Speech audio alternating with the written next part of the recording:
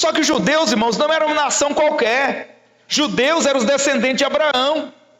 Eles receberam as leis, receberam os livros de Abraão. Deus enviou profetas ao longo dos anos. Desde muito tempo, o Senhor fala com o seu povo. Ele falava com os judeus, com o povo de Israel, através de profetas. Mas o que eles faziam com os profetas? Matavam seus profetas. Jeremias era contemporâneo desse povo. Ele pregava, ele profetizava o que Deus estava dizendo. Jogaram Jeremias em calabouços, em poços fundos, para morrer. Isaías profetizou. Eles rejeitaram a palavra de Deus através de Isaías. E eles então mandaram serrar Isaías ao meio. Mas não foi no meio, foi no meio assim. Separaram em dois lados. Então, eles rejeitavam a Deus. Em todo o tempo rejeitavam.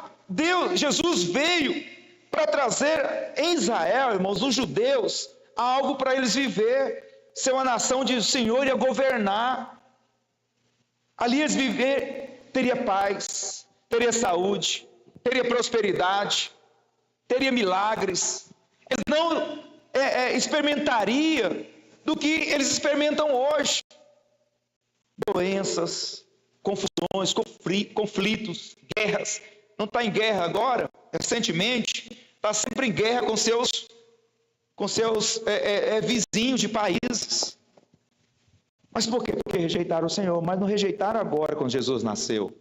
Sempre rejeitaram a Deus e a sua palavra. Mas então Jesus veio em carne, veio em homem, falando: eu sou filho de Deus, eu tenho salvação, o reino de Deus chegou. E quando o reino chega, irmãos, o rei chega. Jesus era o rei, amém? Os magos vieram de longe adorar o rei, mas o seu povo não reconheceram. Se o rei estava ali, o rei não havia chegado. Porque João Batista, o que ele pregava? Ele pregava: é chegado o reino dos céus. E o reino não chega, Jesus chega com o reino, mas eles rejeitam o reino. Os fariseus, os religiosos não reconheceram e não receberam Jesus. Muitos creram em Jesus, mas as autoridades não creram. Os reis não creram, Herodes não creu. Os fariseus, Sinédrio, os religiosos não creram. O sumo sacerdote, Caifás, não creram em Jesus. Rejeitaram Jesus, mataram Jesus. Então teve um certo dia que Jesus fala, um certo momento que Jesus fala: eu quis juntar como uma galinha junta os seus pintinhos. E ele chorou por Israel. A Bíblia fala que Jesus estava olhando para Israel e chorando, porque rejeitaram o rei, rejeitaram o reino, rejeitaram uma vida diferente, uma vida nova. E por isso, então houve essa profecia: e cairão o fio da espada, e serão levados cativos para todas as nações, até que o tempo dos gentios se complete, e Jerusalém será pisada por eles. Nós sabemos que quando Jesus veio, existia uma nação que governava, que tinha um domínio, que era a nação, que eram os romanos, que era o Império Romano que governava. E quando Jesus nasceu, então, era esse império que governava ali também Israel. Só que Jesus ele não veio para lutar contra os romanos. Ele veio para estabelecer o reino do céu na terra. E é isso, irmãos, também tem a ver muito conosco. Quantas vezes nós rejeitamos a palavra do Senhor? Quantas vezes nós rejeitamos o que o Senhor está dizendo na sua palavra? Aqueles que rejeitaram a profecia e o Filho de Deus não eram pessoas que não conheciam o Senhor, irmãos. Eram homens que foram criados conhecendo a palavra. Então você tem a palavra, você tem a Bíblia. Mas muitas vezes você rejeita o que a palavra está dizendo para você, a maneira de você viver. Deus tem uma maneira melhor para você viver, mas muitas vezes você recusa essa maneira. Você prefere ouvir o que o coach está dizendo, o que alguém está dizendo que é melhor. Não, agora descobriram uma nova forma de vida, uma nova forma de saúde, uma nova forma de lazer. uma nova forma de viver, de prosperar. As pessoas estão sempre buscando alguma coisa diferente. E rejeita o que Deus está dizendo. O que aconteceu com eles, nós temos que estar atentos, observando o que aconteceu, porque nós somos o povo de Deus hoje. Não que Israel deixou de ser o povo de Deus. Eles continuam sendo o povo de Deus, mas Deus estabeleceu um novo povo também. Qual é esse novo povo? Assim, a igreja. Somos nós. Israel é o povo de Deus. E Deus falou, não, então tá bom, você não quer me receber agora, então fica aí por enquanto. Eu vou levantar um novo povo. Eu vou levantar uma igreja. E vocês vão ficar aí. E depois eu volto para restaurar a sorte de vocês. Então, Israel, irmão, poderia estar desfrutando de algo há 2000 anos na sua vida. Mas ele rejeitar o Filho de Deus. Jesus falou, Jesus curou, Jesus fez milagres, Jesus transformou, Jesus ressuscitou mortos, né? Jesus fez tantas coisas, tantas maravilhas, que nunca ninguém tinha visto, mas mesmo assim rejeitaram. Quantas experiências você já teve com o Senhor? Quantas experiências o Senhor milagres o Senhor já fez na sua vida? Quantas bênçãos Deus já te deu? Quantos livramentos o Senhor já te deu? Aí muitas vezes você fala, não, mas parece que eu tenho que buscar algo novo, algo diferente, algo fora do que Deus já fez. Quantas pessoas rejeitam o Senhor? E esse rejeitar não é aquele rejeitar que a pessoa, não, ninguém fala assim, eu rejeito a Deus, ninguém fala isso. Como é que eles rejeitam?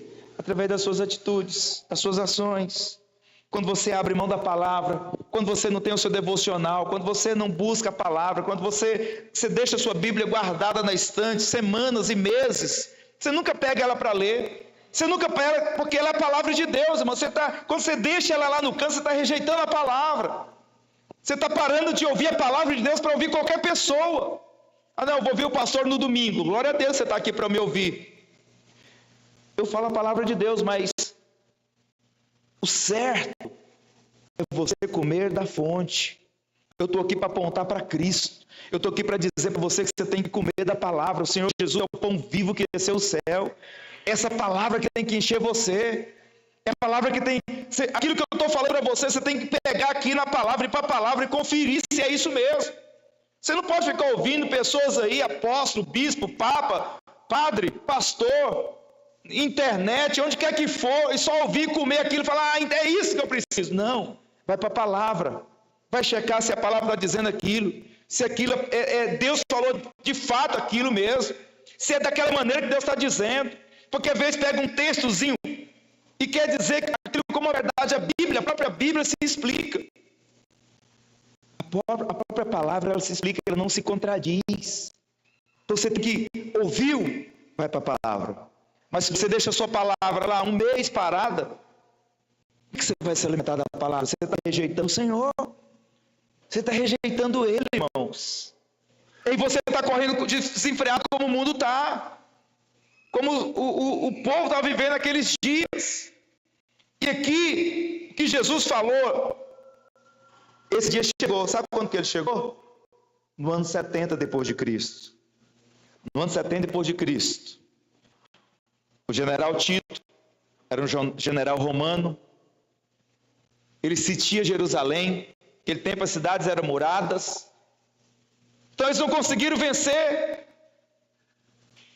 os judeus, mas ele falou, não, tem uma maneira nós vamos vencer ele, vamos sitiar, vamos cercar as cidades, eles vão ter como sair para o campo, eles vão ter que sair para plantar, para ver seus gados, para ver suas plantações, porque tudo isso ficava fora dos muros. Então eles sitiaram a cidade durante muitos dias. E aquela cidade começou a morrer de fome. Eles começaram a morrer sem comida, sem ter as coisas. Até que o general então vai e invade Jerusalém. E aí é onde aconteceu o cumprimento dessa profecia. E eles caíram a fio de espada. Segundo o historiador Flávio José é um historiador, o maior historiador dos hebreus. Então ele conta que nessa vez que o general Tito invadiu Jerusalém, irmãos, os crentes que estavam lá em Jerusalém, que creram no Evangelho, que creram na palavra, que estavam vindo para a igreja, eles não morreram ao fio da espada. Mas aqueles, todos os religiosos, caíram se não crerem em Jesus. Por que os crentes não caíram? Porque lá em Mateus 24, Jesus falou, olha, quando esse dia chegar, você que estiver nos campos, não vem para a cidade. Você que estiver nos montes, não vem para a cidade. Ai das mulheres que estiver grávida nesses dias. Então, eles estavam tendo a profecia. Então, quando ela se cumpriu, aqueles que estavam nos montes, nos campos, eles não voltaram para a cidade. Eles saíram para outras regiões. Mas aqueles que estavam na cidade, que não escaparam, muitos saíram ao fio da espada. E dali os que sobreviveram, Tito, o general Tito, com seus exércitos, levaram esse povo como escravo para muitas nações. Então, esse Império Romano, ele era sobre boa parte da Europa, estava debaixo do Império Romano. Europa, parte da Ásia, menos a Rússia, e parte do Oriente, da África também estava debaixo desse Império Romano. Então eles levaram judeus para a África, para a Europa, para uma parte do Oriente, esparramaram judeus como escravos em muitos lugares. E essa profecia se cumpriu. Então lá eles entraram no templo de Jerusalém. Eu estou aqui no finalzinho. Jerusalém foi pisada por eles. Os gentios entraram lá e pisaram. O que esse general fez? Eles entrou lá no templo, que era algo mais sagrado para os judeus, e matou um porco lá dentro. Primeiro porque o porco era algo imundo para os judeus. E outro porque aquele lugar onde ele entrou, só o sacerdote entrava. E lá então eles imolaram, sacrificaram um porco lá dentro. Ou seja, profanando lá. Cumpriu essa profecia. Por que aconteceu isso, irmãos? Porque eles não ouviram o Senhor Jesus. Não receberam Jesus. Não receberam. Mas vamos um pouco mais longe agora. Quando foi o ano de 1948, olha só, irmãos, no ano 70, Jerusalém foi destruída, os judeus foram expulsos para muitas nações. Quase 2000 anos depois, se restaurou o Estado de Israel. Em 1948, os judeus começaram a voltar para Israel. Começaram a voltar de todos os cantos do mundo. Esse movimento foi chamado da diáspora, né? A volta dos judeus para a sua terra. Mas tem muitos judeus para voltar ainda. Tem muitos judeus na África, na Europa, muitos judeus ainda na Rússia e outros países, que eles não voltaram para Israel ainda. Eles precisam voltar. Mas quando esse Estado de Israel começou, irmãos, em 1948, Jerusalém não estava debaixo do domínio dos judeus. Estava debaixo do domínio da Jordânia. Ou seja, estava debaixo do domínio dos gentios.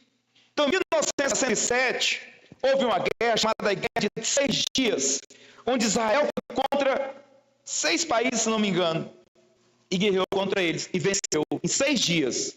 Ele acabou de ser, em 1940, foi restaurado o Estado de Israel, eles não tinham exército ainda, mas Deus, poderosamente, deu livramento para Israel. Um exército fraco, eles conseguiram ainda vencer 6 nações. Em 1967, então eles pegam uma parte de Jerusalém. Hoje ainda tem uma parte de Jerusalém que ainda está no domínio ainda dos muçulmanos, onde estava o antigo templo. Então o gentio ainda pisa nesse lugar, ainda está pisando lá. Mas o Senhor, a promessa do Senhor é que Ele vai restaurar Israel. Amém, irmãos? Então qual que é esse o tempo dos gentios? Até que se cumpra o tempo dos gentios. Então quem que são os gentios na Bíblia? Quando a Bíblia fala de gentio, está falando de nós. Aqueles que não eram judeus. Quero ressaltar para os irmãos que hoje a pregação ela é mais uma aula, né? Normalmente nós temos essa aula, que vai ser a última aula do cursão agora. Vamos falar do reino e a volta de Jesus, né? Que vai ser a última aula do cursão. Ou no seminário nós damos dessa matéria, mas pelo menos 2 vezes por ano nós falamos sobre a volta de Jesus. Por quê, irmãos? Porque nós vamos perceber o cumprimento das profecias, porque isso é para nós, isso é para você, é para a igreja. Você precisa estar atento. A palavra do Senhor fala que nós temos que orar e vigiar. Orar e vigiar para que não caímos em tentações. Por quê? Porque o mundo ele quer tentar você. O inimigo quer tentar você. Ele quer confundir você. E se você não ora, não vigia, você pode cair na do inimigo. O inimigo vai dizer, quando Jesus falou que aquele templo seria destruído, que não ficaria pedra sobre pedra, os religiosos riram de Jesus. Falou, Jesus, que negócio é esse? Você está falando que esse templo vai ser destruído? Isso é uma blasfêmia. Teve muitos anos para construir, isso aqui é um templo firme, já suportou muitos ventos, muita tempestade, esse templo vai ser destruído. E riram de Jesus. Meu irmão, tem muita gente rindo hoje. Quando falamos da volta de Jesus, muita gente ri. Não, estão perturbados. Talvez até você deixou de crer. Você deixe de crer naquilo que Deus falou e está se cumprindo. Você não vai melhorar, você perde a sua fé, a sua conexão com aquilo que Deus tem para você. Porque crer nas palavras, crer na profecia, é levar você a desfrutar do que Deus tem para você. Porque o que Deus prometeu para você, irmãos, foi através de palavras proféticas. Que palavra? Foi através de profecias. São das grandes profecias. Porque isso aqui tem a ver com o final de todas as coisas. E é para você ter seu coração aquecido, incendiado, desejando a presença, desejando a volta do Senhor, como nós cantamos sempre aqui. Maranata, hora vem, Senhor Jesus. Você saber que tudo isso vai passar, que o Senhor vai passar, a morte vai passar, o Senhor vai encher os seus olhos todas as almas. Ninguém vai perder parentes, queridos. Por quê? Porque esse tempo vai passar, irmãos. O Senhor vai estabelecer o seu reino na terra. Aquilo que Deus sempre planejou, sempre desejou, vai fazer no seu reino milenar. Eu quero adentrar agora sobre as profecias de Daniel. Porque às vezes você se pergunta, mas por quê? O povo de Deus, por que Deus separou um povo? Talvez você nunca se perguntou, talvez você se perguntou, por que Deus separou um povo? Se eram muitas nações na terra, por que Deus escolhe só Israel? Por que Deus escolhe só a descendência de Abraão? Por que será? Você já fez essa pergunta para você? Por que só os judeus? Por que só os descendentes de Abraão? Se naquele tempo tinha tantas descendências, tantos povos, tantas nações.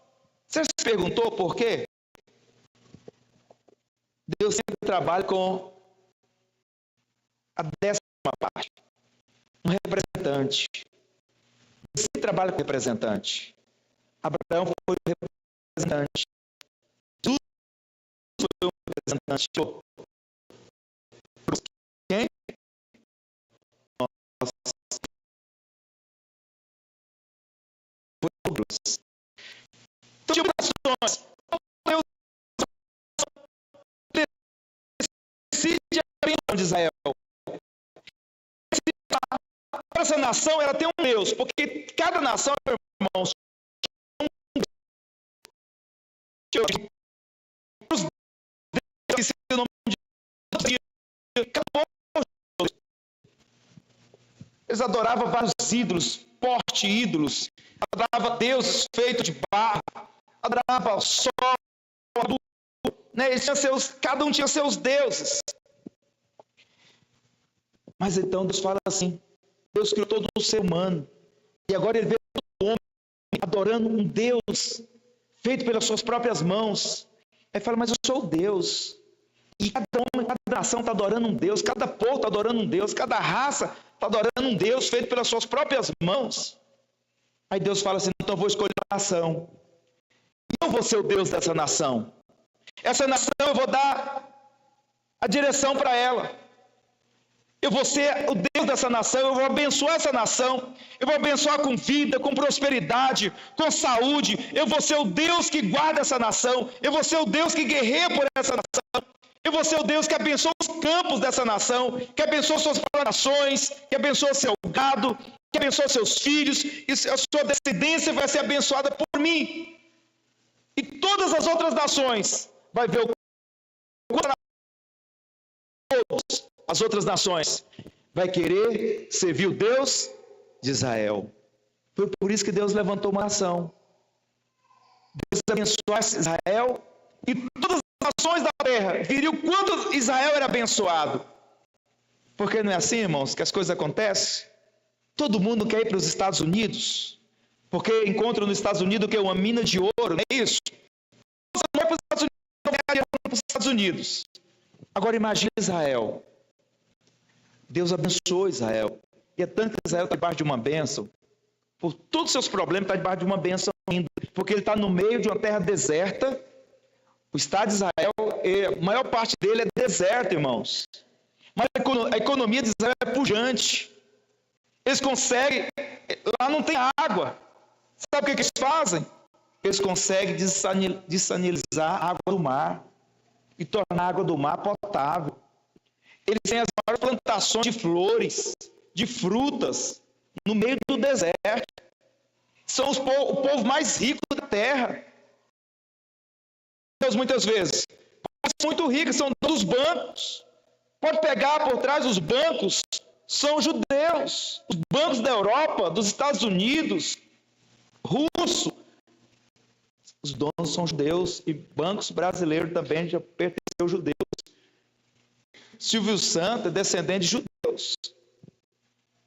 Dono de banco. E ele, tantos outros, não aparecem. Esses judeus não aparecem. Você vai falar de Elon Musk, você vai falar de outros, né, que quer os novos ricos, mas esses judeus ricos, você não vai falar deles. Ele não quer holofote. Por quê? Porque eles são abençoados. Então Deus escolheu abençoar Israel para que todas as nações pudessem querer o mesmo Deus de Israel. Falando, eu quero esse Deus. O Deus Moloque aqui não está resolvendo nada. O Deus Astarote aqui não está resolvendo nada. Eu quero o Deus de Israel. Eu quero servir esse Deus. E todos então viriam servir o Deus verdadeiro. E ser tão abençoado como o povo de Israel. Então por isso que Deus separa o povo de Israel para ser um modelo de povo. Mas o que aconteceu? O povo de Israel começaram a seguir o que, irmãos? Outros deuses. Em vez deles se contentar com Deus que livrou eles do cativeiro, o Deus que fez milagre na vida deles no deserto, foi uma nuvem do céu durante o dia, uma coluna de fogo durante a noite, para que eles atravessassem o deserto, chegassem na terra que manava leite e mel. Eles tinham a palavra, eles tinham a direção para viver uma vida extraordinária. Mas eles começaram a olhar para os... Falaram, os filisteus têm um Deus. Aquele outro ali também tem um Deus. Eles vão para o templo dele, lá tem um Deus de madeira. Os amorreus, eles vão para o templo deles, lá tem um Deus de pedra. Mas o nosso templo não tem nada. Então eles começaram a questionar isso. Isso não parece muitas vezes conosco? Que ficamos olhando para a vida dos outros no mundo? Mas parece que a vida das pessoas estão tão felizes. Mas parece que aquelas pessoas estão no carnaval. Mas aquelas pessoas estão nas drogas, mas estão tão felizes. Mas aquelas pessoas que parecem que estão na balada da noite, estão tão felizes. Olha a foto dela aqui no Instagram. Parece que é a melhor vida. Eles estão num cruzeiro. Eles estão isso, eles estão aquilo. Parece que a maneira que se veste, parece que é a maneira mais bacana. E a gente começa a olhar para a vida das pessoas de fora, achar que essa é a vida, que a vida melhor é a vida do mundo. O mundo é a vida do Egito, irmãos. E a gente quer assemelhar, quer buscar a vida do mundo, para o nosso padrão de vida, para a nossa família, para a nossa criação dos filhos, para a maneira que eu lido com o meu dinheiro. Nós queremos olhar para o mundo, mas o Senhor, Ele é o nosso Deus, irmãos. O que você precisa, Ele quer te dar gratuitamente. Por meio da fé. E é de graça. O que o mundo faz. Vestir como o mundo veste. Pensar como o mundo pensa. Reagir como o mundo reage. Viver como o mundo vive. Tudo que o mundo cria é isso que é o estilo de vida. Mas não é isso que Deus tem para você, irmão. Deus tem um estilo próprio para você viver. Você é o lugar que manda leite e mel, é o lugar da bênção. O Senhor levantou a igreja para ser o povo que reina na terra, para ser uma nação de reis e sacerdotes, amém, irmãos? Estão me compreendendo? Sim ou não? Claro que vocês estão pensando sobre o assunto. Então, tá bom. É isso que Deus quer. Ele quer fazer na sua vida. Ele não quer que você olhe para o mundo. Ele não quer que você pense como o mundo. Ele não quer que você faz deuses para você. Não, Ele quer que você tenha Ele como Deus. Você precisa de cura? Você precisa de prosperidade? Você não tem que trabalhar 2, 3 serviços. Peça ao Senhor. Você precisa de sabedoria? Peça ao Senhor. Você precisa de algo para... Peça ao Senhor. Você precisa de renovo no seu casamento? Peça ao Senhor. Pastor, mas é só isso? É só o Senhor? É. Sempre foi simples assim, irmãos. Desde os tempos antigos era simples assim. Era só depender do Senhor. Mas o povo de Deus, de Israel, começou a procurar outras coisas. Adorar outros deuses. E aí então Deus leva eles cativos.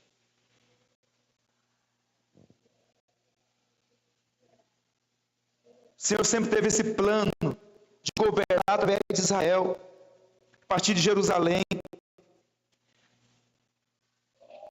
E de lá ele ia governar com poder, com autoridade sobre toda a terra. Teria um padrão. E agora isso vai acontecer no milênio. Mas o sonho de Deus era que o povo de Israel fosse esse padrão, irmão, fosse o modelo.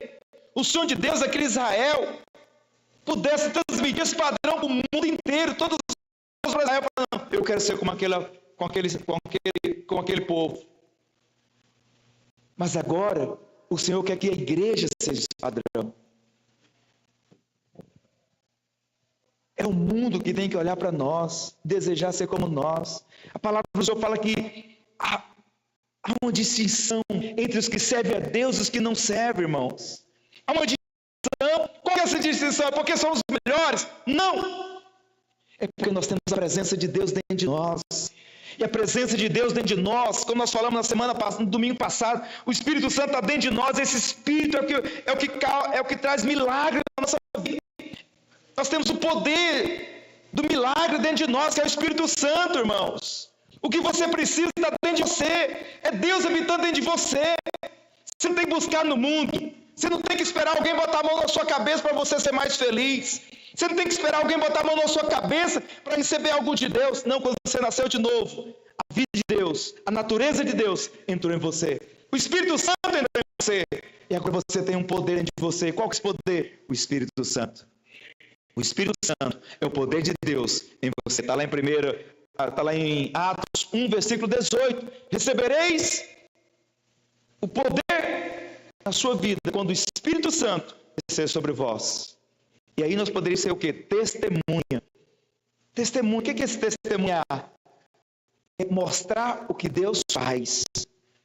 As pessoas precisam ver o que Deus faz na sua vida. O que as pessoas estão vendo de Deus na sua vida? Será que você está querendo mais copiar o mundo? Ao invés de transmitir algo de Deus para as pessoas? Porque eu quero falar daqui, nós temos o que o mundo precisa, irmãos. Nós estamos falando das crianças, das famílias que estão sofrendo aqui em Porá. Nós temos o que elas precisam, você tem o que o mundo precisa. O que aquela empresa precisa.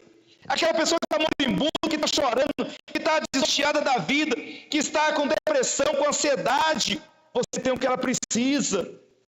Está dentro de você a vida de Deus. Essa vida é para ser compartilhada. A palavra do Senhor fala que quando você bebesse da água da vida, do seu interior fluiria rios de água viva. Esse rio é para alcançar essas pessoas.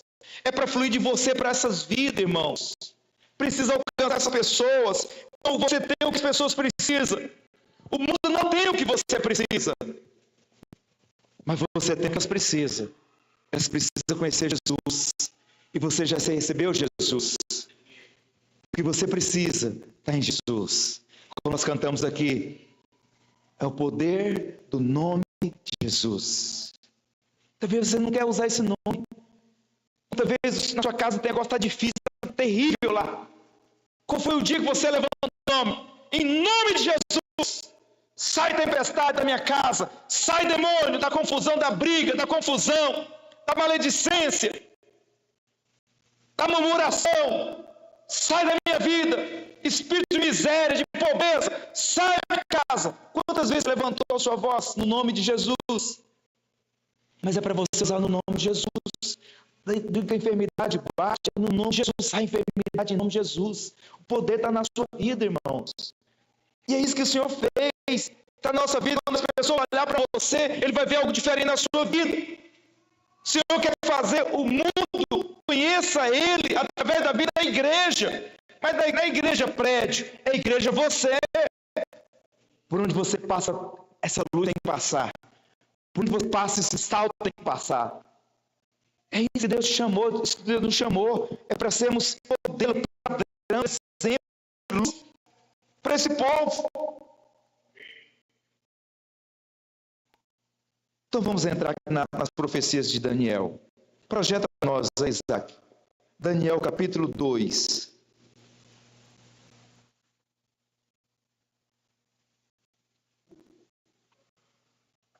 Não vou ler o texto todo. Eu vou ler algumas partes dele. Então, aqui, irmão, eu vou coisar para você aqui. O que aconteceu? Existia um rei chamado Nabucodonosor. Um nome difícil, né? Mas esse rei, um dia ele teve um sonho, era o rei da Babilônia. Ele teve um sonho, mas um sonho que deixou ele perturbado. E ele queria saber o significado, ele sabia que aquele não era um sonho normal. Não é aquele sonho de barriga cheia. Era um sonho diferente. Ele falou, esse sonho é diferente, eu estou perturbado com esse sonho. Eu preciso encontrar uma decifração para esse sonho, uma interpretação. Aí então eu chamo os sábios, os astrólogos, os sábios, né, os adivinhos, tudo que tinha ali.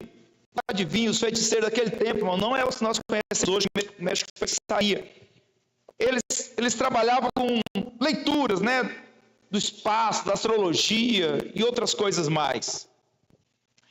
E também chamado de agoreiros também. Tinha previa o futuro, né? Lendo essas coisas. E ele chama então seus magos, seus homens, para interpretar o sonho que Nabucodonosor tinha sonhado. Aí sabe o que eles disseram? Eles falaram, rei, nós não conseguimos falar do seu sonho, se o Senhor não falar primeiro o seu sonho para nós. Aí fica fácil, né? Fica fácil. Aí o rei, muito esperto, muito sábio, falou, estou sabendo, vocês estão querendo me enganar. Vocês querem que eu dê o meu sonho para vocês, para depois vocês mentir para mim, né? Vocês querem me contar mentiras e me enganar com as mentiras. Mas eu vou dar um tempo para vocês. Vocês têm tanto tempo. Se nesse tempo vocês não conseguirem decifrar o sonho que eu sonhei, falar o sonho que eu sonhei, decifrar ele, todos vocês vão ser passados ao fio da navalha. E eles ficaram perturbados. Mas aí um deles foi para o rei e falou, rei, só os deuses sabem conhecer os seus sonhos. Nós somos mortais. Nós não temos a mente dos deuses. Só os deuses sabem. Aí o rei falou, chamou o seu guarda, falou, olha, pode matar todos os meus sábios. Quem que são esses sábios? Se nós formos contemporizar hoje, são os ministros do presidente hoje. O presidente hoje aqui no Brasil tem mais ou menos 30 ministros e secretários. Esses são os sábios do rei da Babilônia, são os ministros dele, aqueles que acompanham o rei, que aconselham o rei, que decidem pelo rei. Mas naquele dia eles não conseguiram interpretar os sonhos. Era no segundo rei do reinado do Nabucodonosor. Então eu já comecei. Mas o que aconteceu? Levantou um homem. Quando esse homem viu a guarda do rei indo para matar os sábios, os agoureiros, feiticeiros, astrólogos do rei, ele falou, calma, não vai com tanta pressa para matar esses homens, calma, o que está acontecendo? E conta. Ele falou, não, é porque aconteceu assim, assim, assim, o rei mandou matar todos eles. Calma aí. Esse homem, o nome dele era Daniel.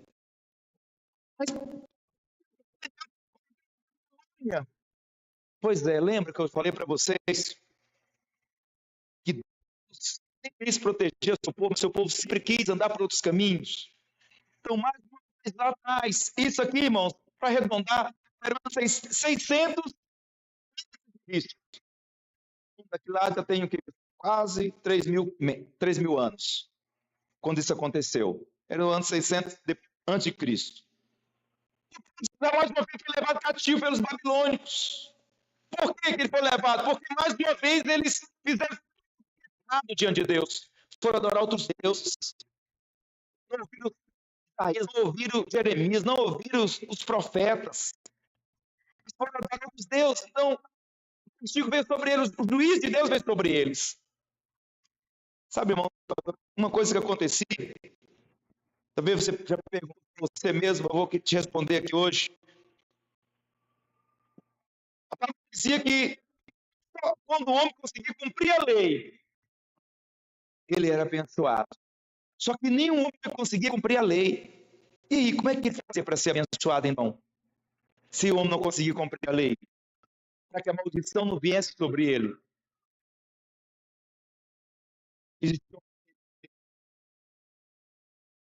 Ele era abençoado. Qual que era essa maneira?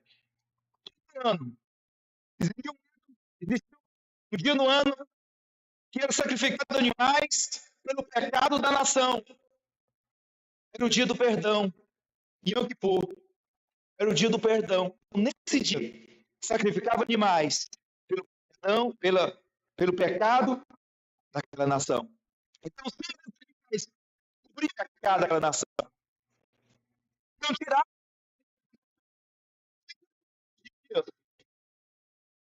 sacrificado animais de manhã e à tarde pelos pecados daquelas pessoas, para que as pessoas fossem perdoadas.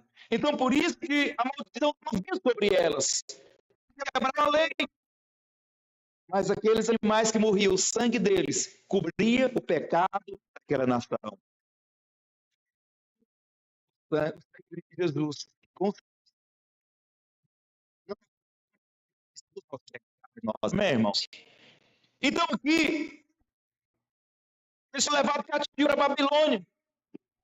E lá na casa do rei, Daniel fazer parte da família real de Israel.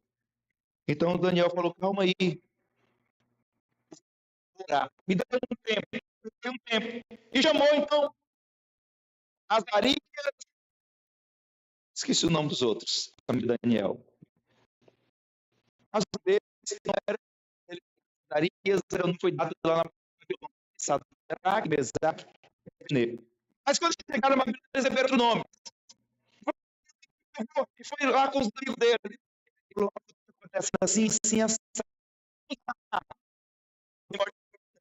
Orar de 2 ou mais pessoas, orar em concordância. Você chama o irmão para orar com você, chama o irmão para orar com você. É importante. Ele foi, chamou seus amigos juntos por uma causa. Você pessoa para orar. Às vezes você está orando para orar. E você é muito importante você está orando, você está conectado à mesma fé, no mesmo espírito, meu irmão. Então chame pessoas para você no mesmo espírito, na mesma fé. Se você está precisando de cura, chama alguém que crê em milagres. Se você quer criar uma casa, crê em pessoas que me dão uma casa. Se você precisa de oportunidade financeira, crê em pessoas que creem que Deus pode multiplicar. E Deus quer você.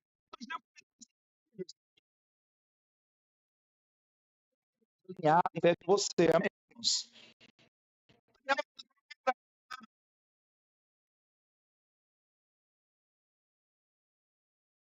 Versículo 27.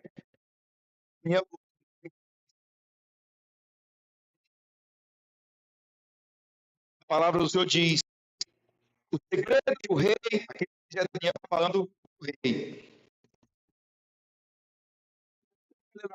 De Daniel 2, vou entender melhor.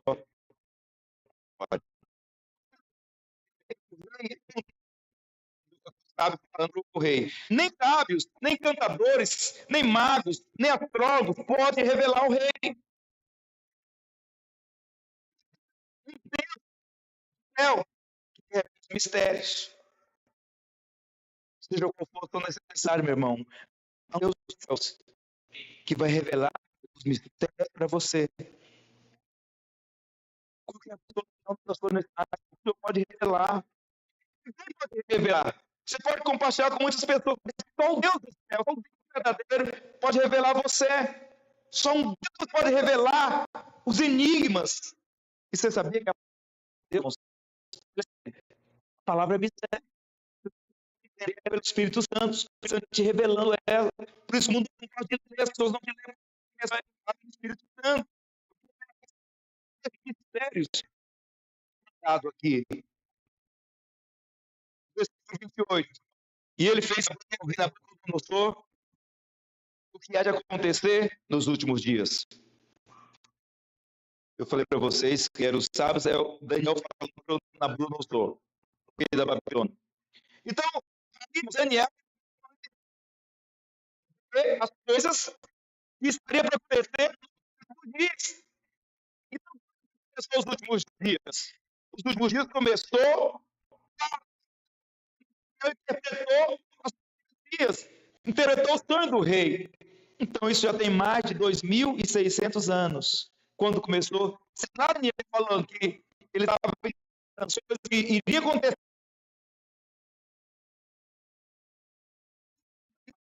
Lá no finalzinho, divulga. Então, tempos. Uma mega maravilha. Não, irmãos. Estamos caminhando para a volta de Jesus, para a manifestação de Cristo. O mundo está se preparando para o anticristo governar. Nós não estaremos aqui na grande tribulação, nem no reinado do anticristo. Amém, irmãos? Daniel falou as coisas que iam acontecer. No futuro. Então, 29. Esse que foi o teu sonho. Daniel fala o que o rei sonhou. Pessoal, como grosso é isso, irmãos? Daniel não mostrou para Daniel que o rei, o homem de Deus, tem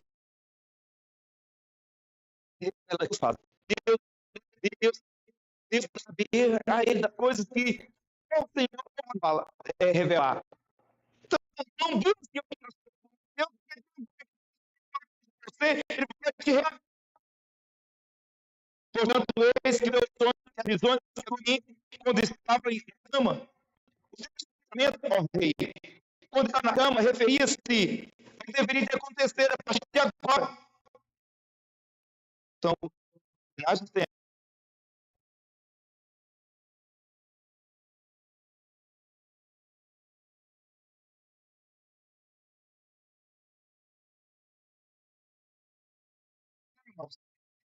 ele vai acontecer nos próximos dias. Ele revela para você. Esse segredo vai revelar eu sou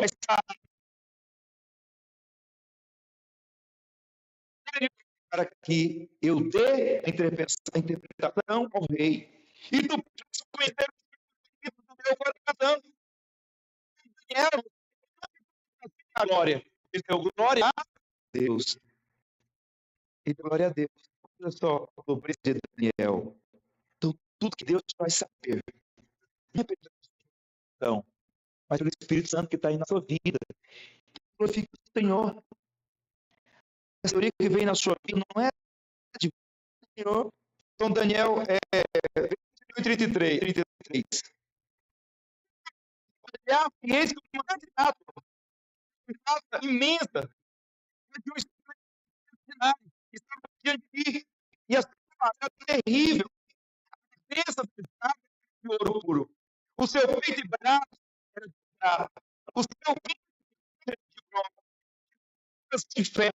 Seu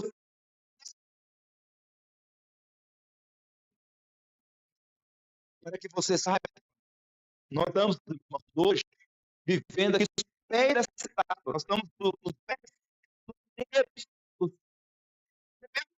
que barro desse tempo. Eu vou falar para você agora esses últimos minutinhos. O versículo 24. Enquanto está olhando, uma pedra se soltou.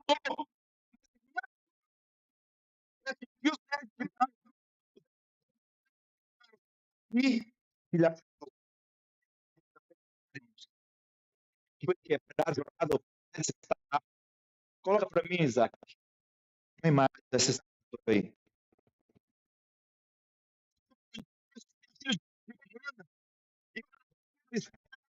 E quebrou essa estátua. Sabe que o rei Nabucodonosor, Senhor,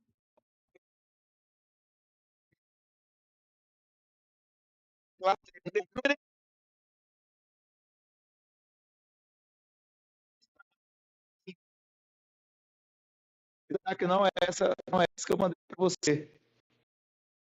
Mandei, eu separei a outra e não mandei. Porque a outra tinha as datas também. Mas você sabe, irmãos, que Daniel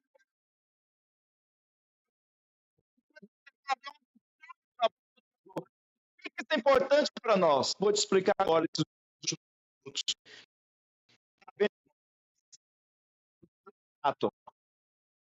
De ouro, prata, bronze, de ferro, e os pés de barro.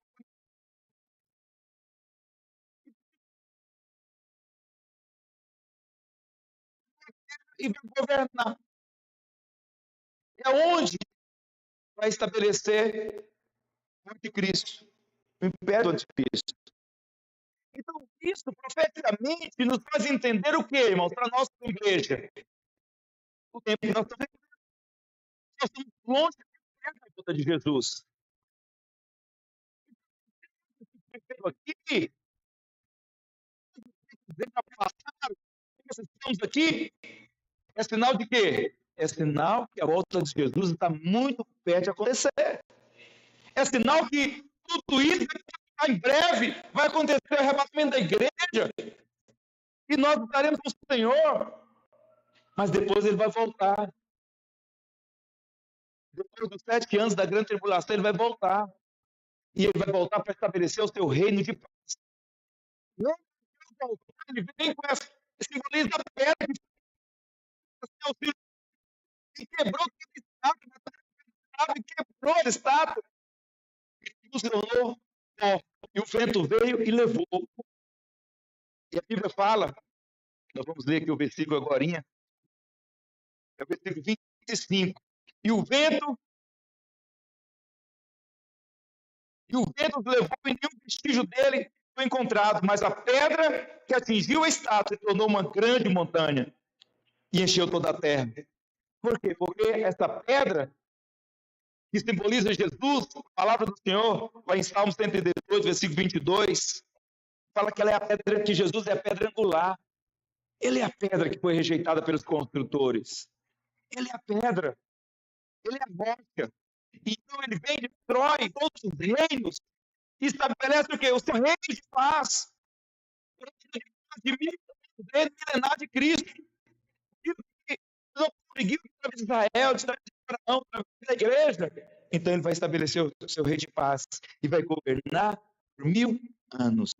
Aí vamos ter cuidado, vamos ter justiça, aquilo que você deseja que o seu presidente faz, que os políticos fazem, não fazem, Jesus vai fazer. Porque o homem não pode fazer, mas Jesus vai fazer o seu rei de paz.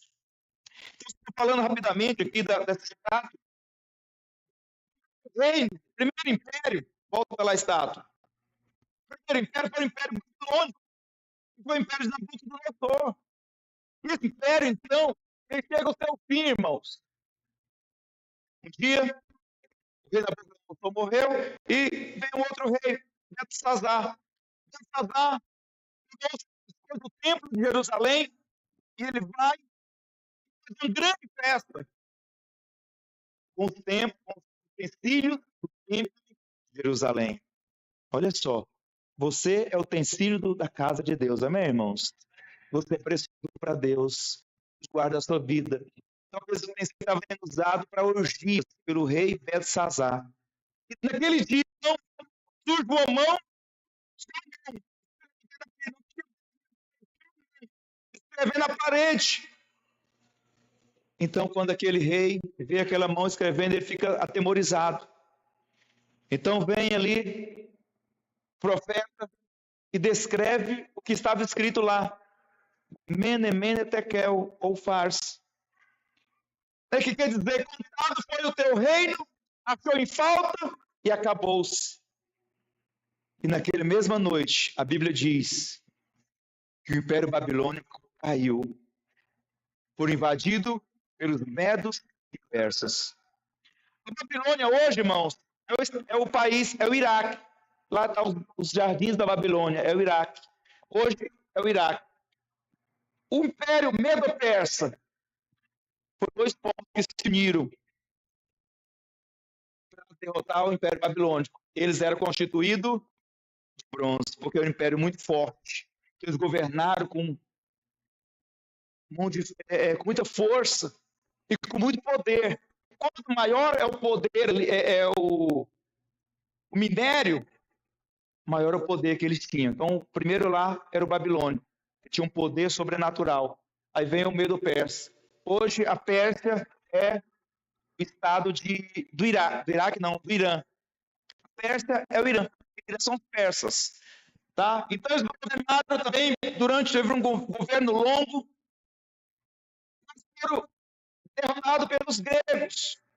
Então, você assistiu aquele filme, Os 300?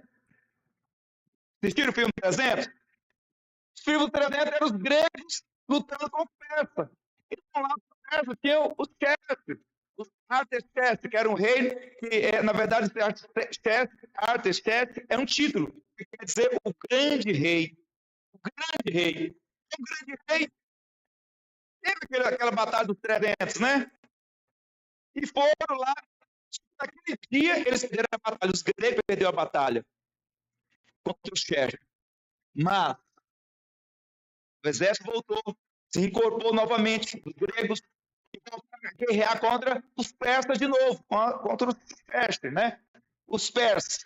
Só que dessa vez os gregos venceram. E destruiu o império persa, Medo-Persa. Então agora vem o império grego, império de bronze. Um grande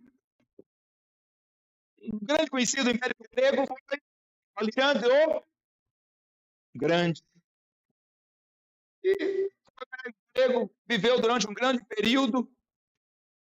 E esse período dele, ele estabeleceu ele colocou 4 homens para ficar à frente do Império Grego, depois que Alexandre o Grande morreu. Mas depois veio o Império Romano, destruiu o Império Grego. Hoje, você sabe, o grego é a Grécia. Então, o Império Romano, simbolizado pelo ferro, porque a Bíblia fala, não vou ter tempo de ler, o tempo não vai dar, mas era um império muito forte. Quando Jesus nasceu, era o Império Romano que dominava na terra, dominava todos os países. Um império muito forte, dominador. E esse Império Romano ele era tão grande que ele precisou de 2 reinos. Por isso que ele é simbolizado pelas 2 pernas da estátua. Um reino ficava em Roma e o outro reino ficava em Constantinópolis, que a cidade foi criada por Constantino, que era do Império Romano. Então, o Império de Roma, um reino em Roma e outro reino lá em Constantinopla. Só que essa cidade de Constantinopla hoje é a Turquia. Só que esse império ele se acabou. Ele foi vencido pelos otomanos e outros. Só que esse outro império que foi vencido, que venceu, que ganhou a guerra com os romanos, eles não estão na Bíblia aqui, nessa estátua. Esse império desapareceu, só que desapareceu entre aspas. Porque continuou existindo o Império Romano, que é o que nós estamos vivendo hoje, que é o Império Romano restaurado, que está aí na profecia, nós lemos Daniel 2, que é o barro e o ferro juntos. O que é isso, pastor? Isso tem a ver com o tempo que nós estamos vivendo. É o tempo da democracia, que é o barro, é mole. Mas, ao mesmo tempo, Quem é o ferro? É os governos autoritários. Então hoje nós vivemos isso. E nós vamos viver mais ainda. Isso vai se tornar cada dia mais real. Nós vamos viver um tempo de democracia, mas com governos autoritários. E nós percebemos que aqui tem 10 dedos, né, nos dois pés. A palavra fala que o poder desse império restaurado, dos romanos restaurado, vai ser constituído de 10 reinos. E desses 10 reinos vai surgir uma besta e daí vai surgir o anticristo. Esse reino, irmãos, esse império romano restaurado, ele são os países que foi conquistado pelos romanos. A Europa, toda a Europa, países do Oriente, Israel, países da África, menos a Rússia, menos a China, as Coreias não estão nesse bolo. Mas os outros, é uma extensão de terra muito grande. E se você observar, nesse bloco vai surgir 10 reinos, onde a palavra de Deus fala de um animal com 10 chifres. O chifre aponta para reinos. Então daqui vai surgir, desses reinos, vai surgir o anticristo. O anticristo vem da onde? O anticristo vem do Império Romano. Dali vai surgir o anticristo. De algum desses países. Então, o que isso tem a ver conosco? Tem a ver que a volta do Senhor, ela está muito próxima. As profecias do Senhor foram se cumprindo. Aquilo que Daniel falou que o rei está de pé. Aquilo que Daniel revelou para o rei, irmãos, há 1.600 anos atrás. O rei que Daniel falou há 2.600 anos para o Nabucodonosor. Daniel falou: esses reis vieram, se estabeleceram e passaram. E hoje nós estamos aqui. E em breve, Jesus vai voltar. E ele vai estabelecer o seu reino de paz. Isso é vontade do Senhor. Isso é o que o coração precisa desejar. Esse coração precisa estar atento. Apocalipse 17, versículo 3 diz: ele levou um espírito, ele levou em espírito a um deserto e viu uma mulher montada numa besta escarlate, cheia de nomes de blasfêmia, que tinha 7 cabeças e 10 chifres. Esses 10 chifres foram os 10 governos do fim dos tempos, que vão surgir agora na Europa. Todos os países estão se alinhando. Hoje nós vivemos democracia, irmãos. Mas vamos democracia hoje, a maior democracia do mundo, os Estados Unidos. O que os Estados Unidos está vivendo hoje? Só para você entender, estou dizendo que os Estados Unidos faz parte desse bloco.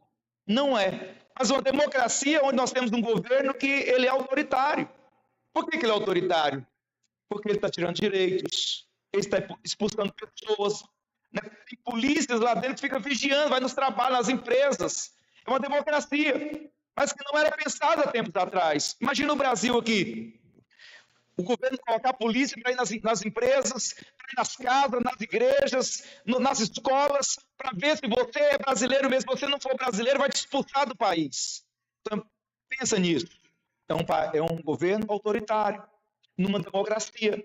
E isso vai ser constante. Países, governo em democracia. É o ferro misturado com os dois não combinam. Os dois não dão certo. E por isso que vai haver essa guerra entre democracia e governos autoritários. Democracia e governos autoritários. É o que nós estamos vivendo hoje. Temos de governos autoritários. Né? Proíbe muitas coisas. Proíbe o evangelho ser pregado. Muitos países não permitem que o evangelho seja pregado. Não permite mais. A Europa está assim. A Europa tem se perdido. Não permite em muitos lugares que se prega o evangelho. Você precisa de autorização, você precisa estar num lugar fechado. Você não pode ir para a rua pregar uma praça, como nós vamos aqui para a Praça do Lago. Governos autoritários. E no final, hoje, a União Europeia não é composta por 10 países. Mas em breve vai ter 10 governos autoritários que vão conduzir processo de domínio do mundo. Né? E de repente, quando Jesus voltar e buscar a igreja, eu já falei isso para vocês sobre isso aqui, o que vai acontecer? O mundo vai ficar num caos. Quando o povo sumir da terra, os crentes, a igreja sumir, o mundo vai ficar num caos. Hospitais sem médicos, controladores de fogo sumiram, pilotos de avião sumiram, os marujos não que cuida dos navios, como é que é? Os assistentes aí, os comandantes do navio, o marujo é lá, os mais antigos, né? Os comandantes do navio sumiram, o mundo vai ficar no caos. Imagina as pessoas estão lá esperando para o médico para ser atendido por um médico, não está mais o médico, está fazendo cirurgia, a pessoa sumiu. Né? As pessoas estão operando a bolsa de valores, aplicações, os bancos, sumiram as pessoas que estavam ali.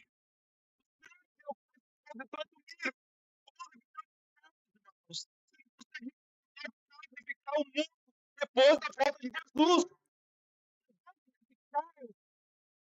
Esse país, esse reino do Império Romano, vai surgir um homem que vai dizer: eu vou resolver o problema desse mundo, eu vou resolver o caos do mundo. Ele vai falar manso, ele vai ser um homem muito intelectual, porque ele vai ser. Ele é usado pelo diabo, ele é uma besta, ele não é um homem comum, ele é um homem diferente. Esse é o anticristo. Ele vai falar: eu vou resolver o problema da humanidade. E todo o país vai aceitar ele como o rei do mundo. É o anticristo. Só que você não vai mais estar aqui, amém, irmãos? Porque você precisa estar percebido para você não ficar na grande tribulação. Porque muitos vão ficar pegados no mundo, pegados nas coisas. Vai estar todo mundo glória. E esquecer de Cristo. Eu estou falando isso para você hoje, para você perceber os tempos, perceber os sinais. Nós estamos nos minutos finais do final dos tempos. Pode ser hoje, pode ser amanhã, pode demorar mais uma década, eu não sei. Mas você tem que estar percebido. Amém? Vamos orar para que nós não sejamos pegos de surpresa. Quando Jesus vem, ele transforma as coisas. Você percebeu que essa estátua ela começou muito bem, com ouro lá em cima, mas terminou com barro embaixo, muito mal. Tudo que começa muito bom, mas termina muito mal.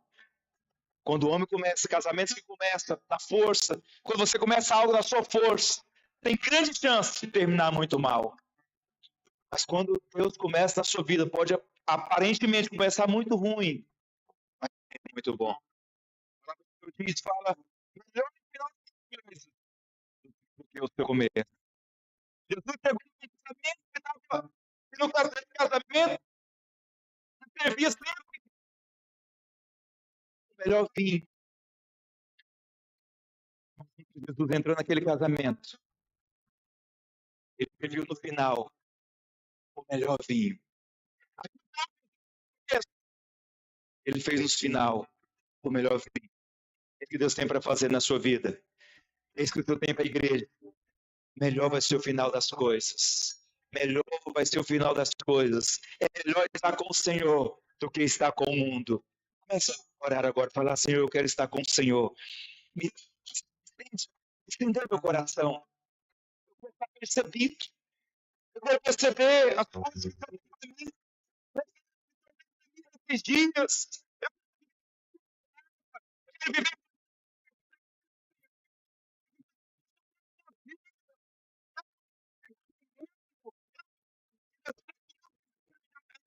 com o Senhor. Está entendendo essa palavra?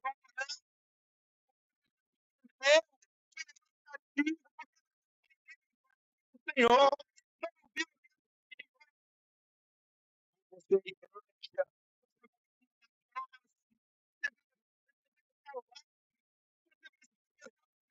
vida.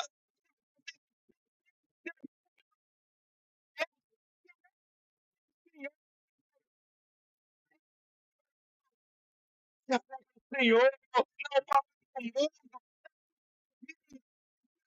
diz, não o que os dizem, mas o que o Senhor diz para você ser feliz, mas o que o Senhor diz para você prosperar, mas o que o Senhor diz para você viver um casamento abençoado, é o que a palavra diz.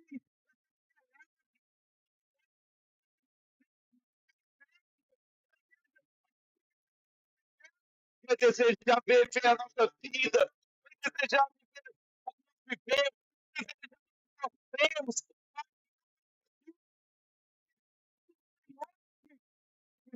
transmitir para essa cidade, o que eu preciso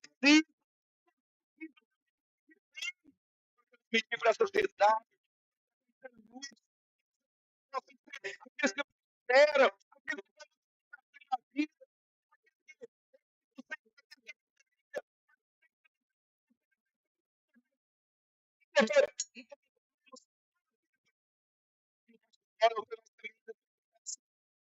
mais conhecer,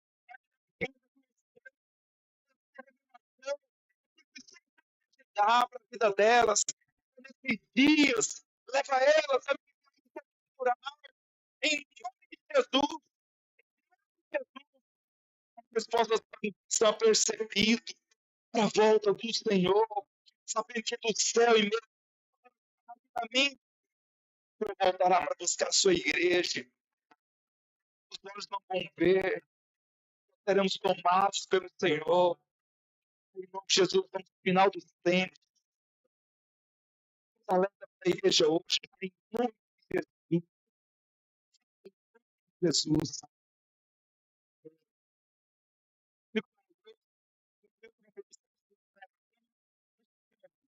Eu fiz o tempo, quando nós falamos aqui, ele é o Deus que vai cumprir na sua vida as profecias dele para você viver. Amém, irmãos? Que Deus abençoe você, abençoe a sua semana, tenha uma semana poderosa. Espero aqui sexta-feira, um grande culto aqui com o pastor da Mesa Adão. Venha sexta-feira, em nome de Jesus. Amém, irmãos? Olha, fica percebido. Tem palavras proféticas para você. Você tem que entender coisas sobrenaturais. Fala isso para o seu irmão. Não tem que comentar do seu lado. Então, Deus tem coisas grandes para você. Ele quer te fazer entender, conhecer. Ele quer te revelar coisas grandes que estão no coração de Deus. Fala para o seu irmão. E tenha uma semana abençoada em nome de Jesus.